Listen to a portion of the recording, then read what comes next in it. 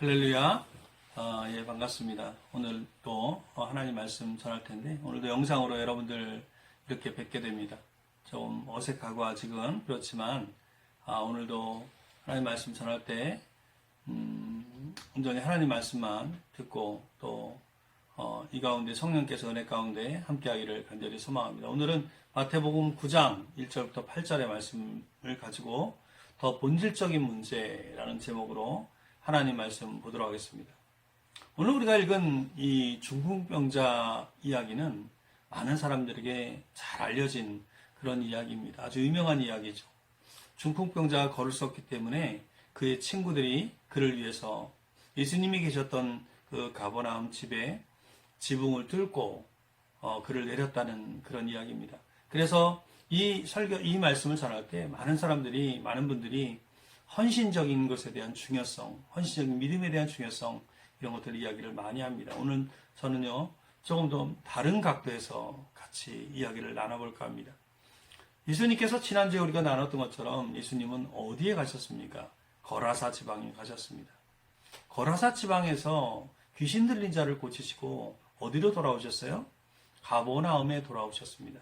여러분, 그걸 어떻게 알 수 있습니까? 오늘 본문 1절에 보니까 뭐라고 나와요? 우리 본문 1절 같이 한번 크게 읽어보겠습니다.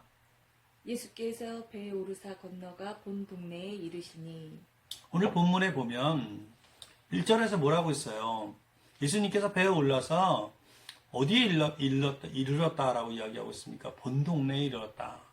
여기서 얘기하는 본 동네가 어디예요? 예수님의 사역지는 지난주에도 이야기했지만 대부분의 사역지는 가버나움을 중심으로 사역을 하셨습니다.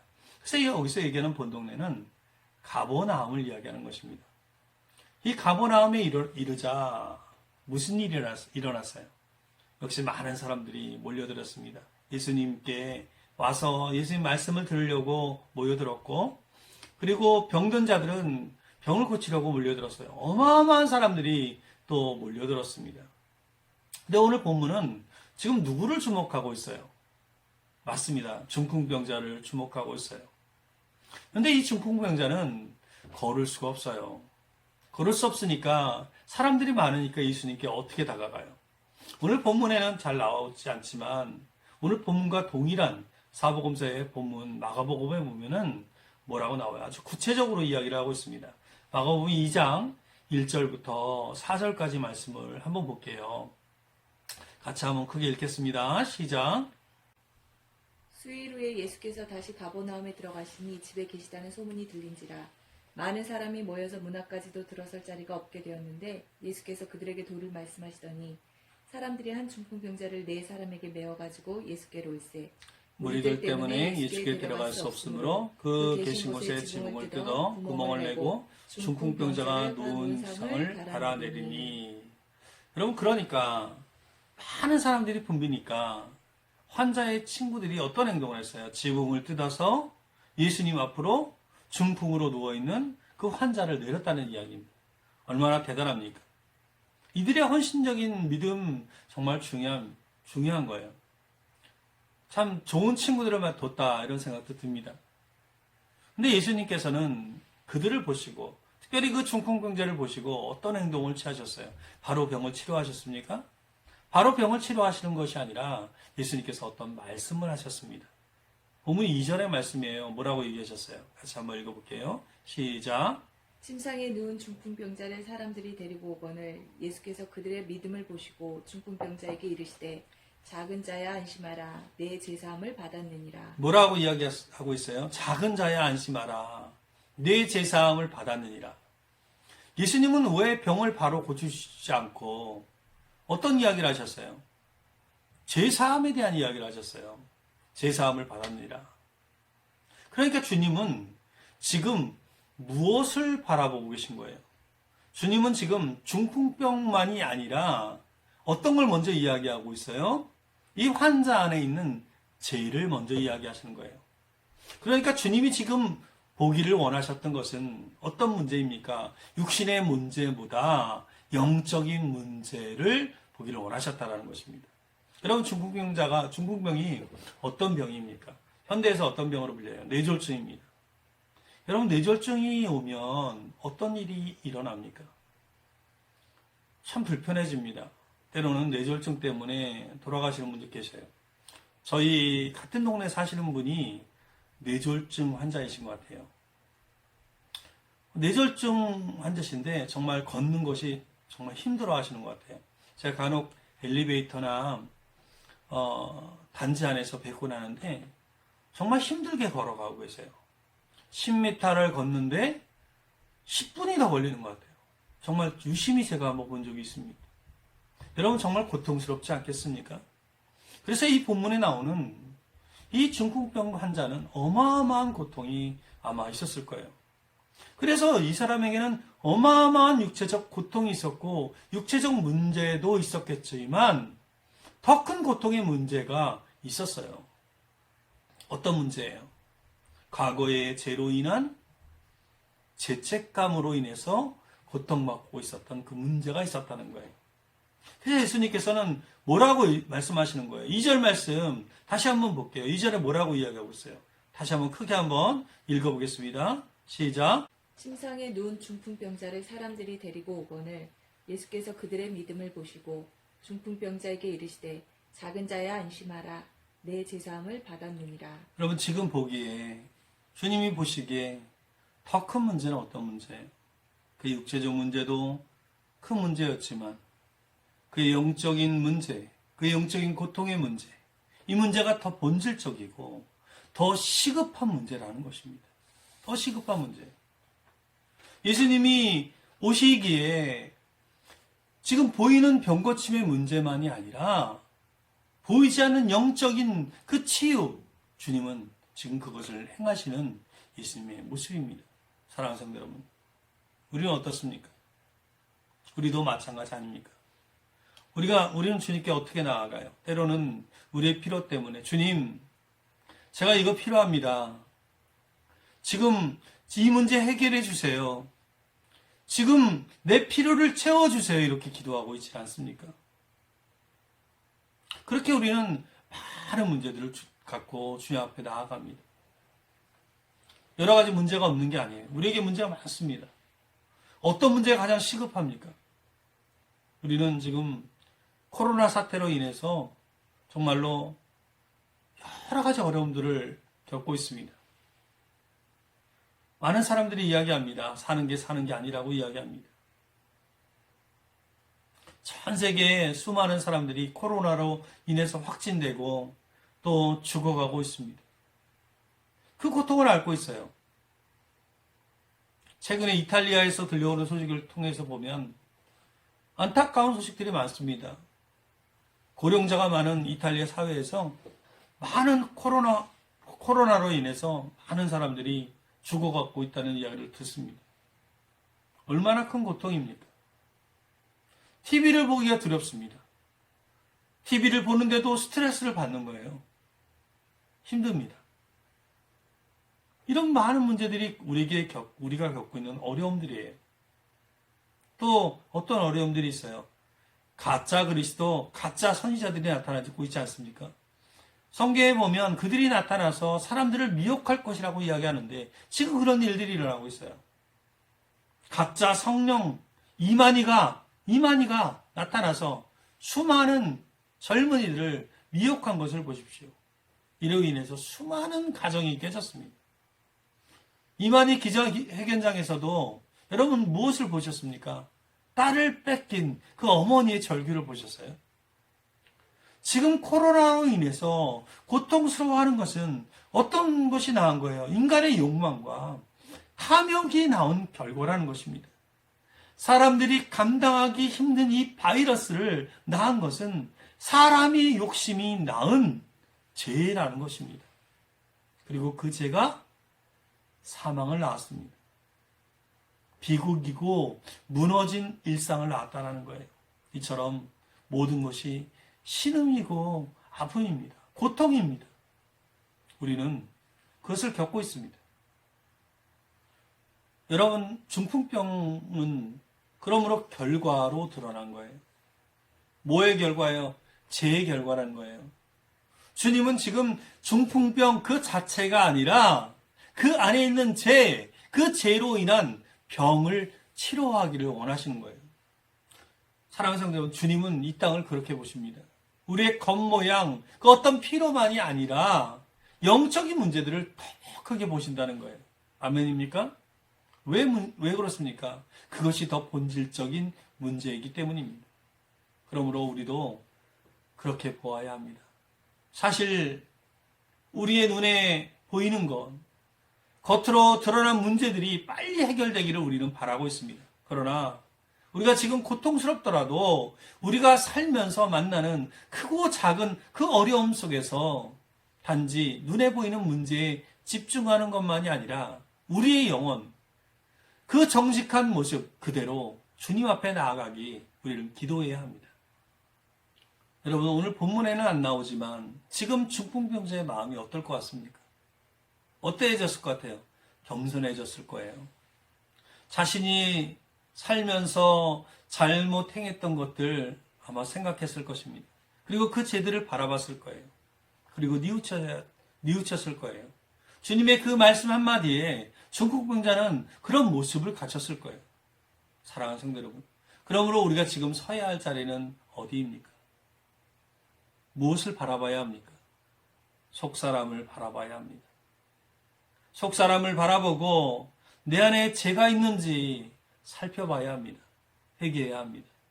삶의 모든 문제 가운데 영적인 문제가 있다는 것을 우리는 생각해야 합니다.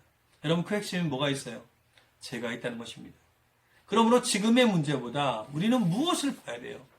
내 속사람을 봐야 돼요. 진심으로 정직하게 마음을 돌이켜서 내 속사람 안에 죄가 있는지 살펴봐야 한다는 것입니다. 겉에 있는 문제보다 더 중요한 게 무엇입니까? 내 안에 있는 문제를 보시기 바랍니다.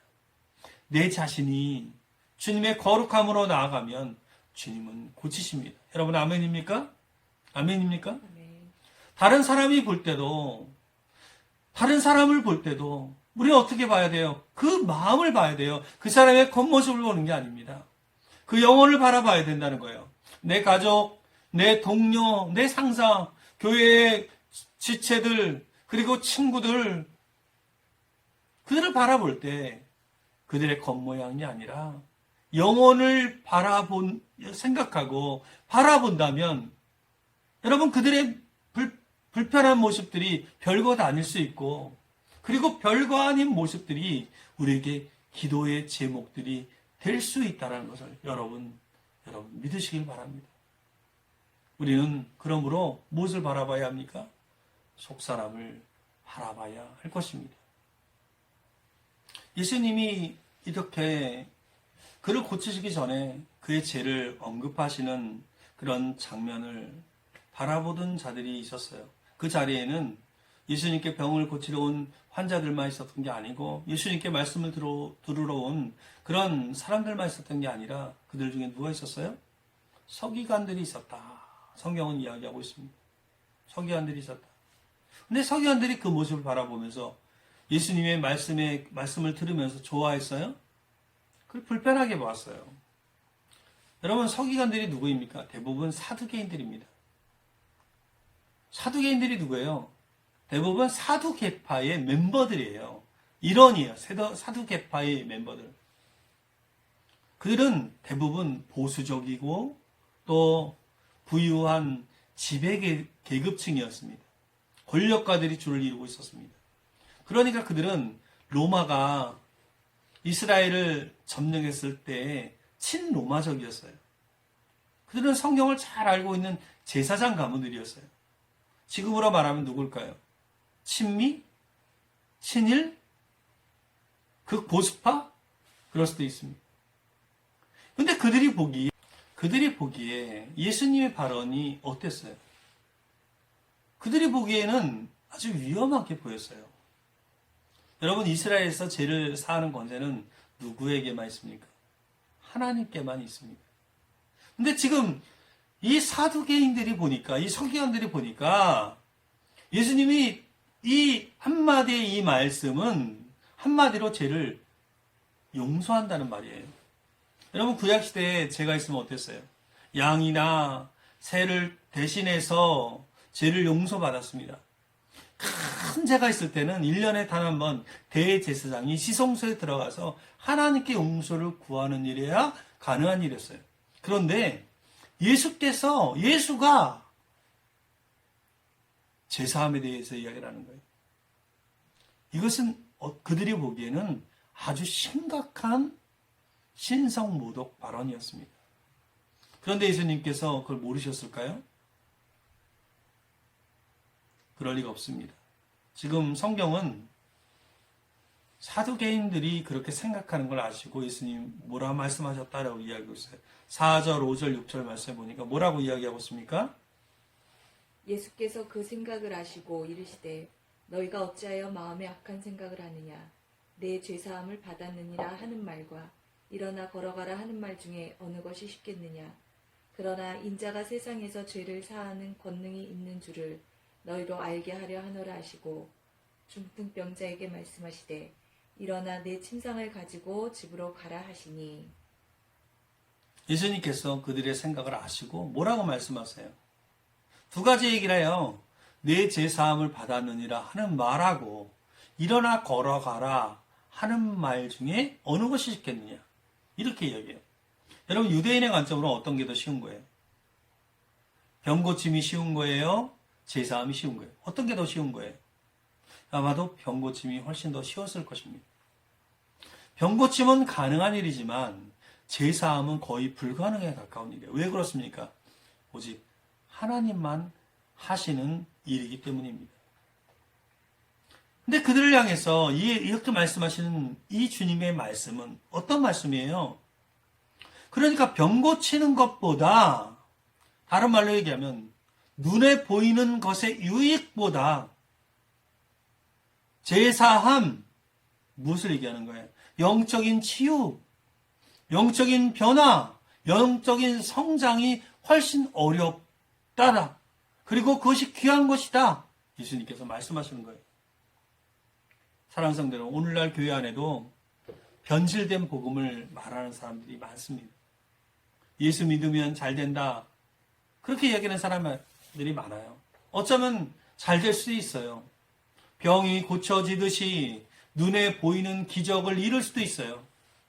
성공하고 잘 먹고 잘 사는 길을 발견할 수도 있습니다. 그러나 그것보다 더 어려운 것은, 더 기적적인 것은, 더 신기한 것이 무엇인지 아십니까? 그것은 보이지 않는 우리의 마음과 영혼 안에서 일어나는 일들이라는 거예요. 그것을 믿으시길 바랍니다. 내 모습을 바라보고 내 안에 있는 죄를 회개하는 일, 내가 용서할 수 없는 사람을 용서하게 되는 일, 죄에서 돌이켜서 생명길로 가는 것, 이게 더 기적적인 일이에요. 아멘입니까?